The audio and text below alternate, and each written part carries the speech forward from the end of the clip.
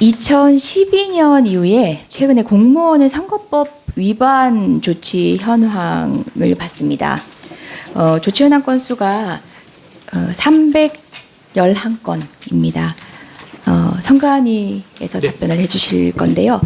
이 중에서 뭐 고발 69건, 그다음 수사 의뢰 11건, 경고 224건, 이첩 7건 정도인데요.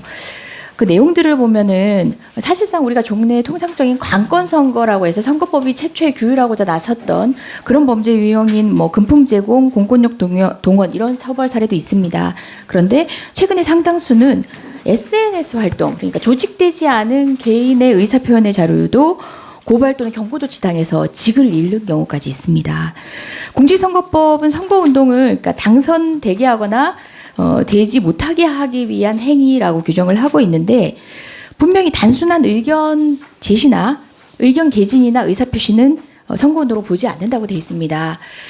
근데 이런 것들의 구분 자체가 선관위의 의지와 방향에 따라서 시시각각 달라지는 측면이 있습니다.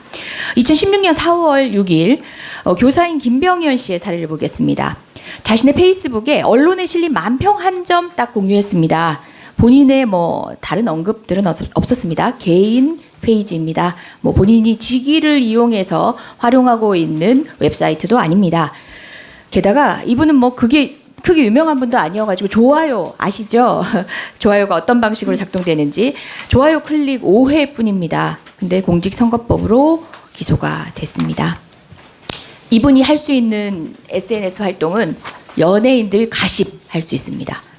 음식 식당 찾아간 거 할 수 있습니다. 영화 할 수 있습니다. 근데 영화도 조심해야 됩니다. 블랙리스트 기사 올리면 안 됩니다.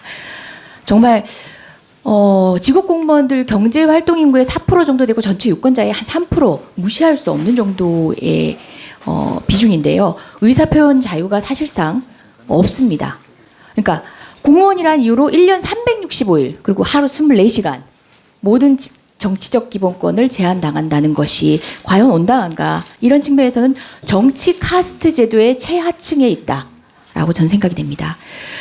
당초에 이렇게 헌법 7조 2항에서 공무원의 정치적 중립성을 담았을 때는 정치적 홍보도구로 공무원들을 악용했던 이승만 정권에 대한 반성의 의미였습니다. 그렇다 보니까 7조를 자세히 보면 구조 자체가 공무원의 신분과 정치적 중립성은 법률이 정하는 바에 의해서 보장된다라고 돼 있어요. 보장이란 건 뭐냐면은 그 스스로가 정치적 중립을 침해당할 우려가 있었던 현상에 대한 반성이라는 얘기입니다. 다시 얘기해서 공무원을 동원하는 사람들의 문제입니다. 지금도 목격하고 있잖아요. 공무원 동원해가지고 국가정보원이 선거에 개입하고 디도스 사태 뭐 이런 등등으로 권력이 사람들을 동원해서 악용하는 사례들은 사실상 처벌이 유야무야되거나 처벌을 위한 수사가 즉각적으로 이루어지고 단호하게 이루어지지 않았습니다. 그럼에도 불구하고 개인의 이런 조직되지 않은 의사표현은 24시간 365일 절대 금지입니다. 이게 과연 온당한가라는 생각이 들리는데요. 프랑스, 독일, 북유럽 3국, 우리 흔히 민주주의 선진국들을 따라가려고 부단히 노력하고 있는데요. OECD 국가 중 상당수가 이미 공무원의 정치적 활동 폭넓게 허용합니다. 공무원의 정치적 활동을 허용했을 때 어떤 일이 생기는 줄 아십니까? 공무원이 정치적으로 업무 집행에 있어서는 중립을 지키게 됩니다. 되려 더욱더 엄격하게 업무 집행의 영역에 있어서 스스로를 돌아보게 되고 사고하는 공무원이 됩니다.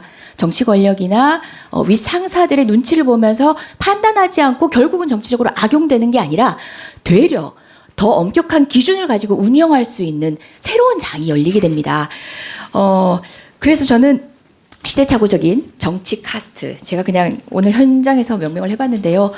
철폐를 위한 전반적인 선관위의 점검이 필요하고 미래적 차원에서의 고민이 필요하다고 봅니다.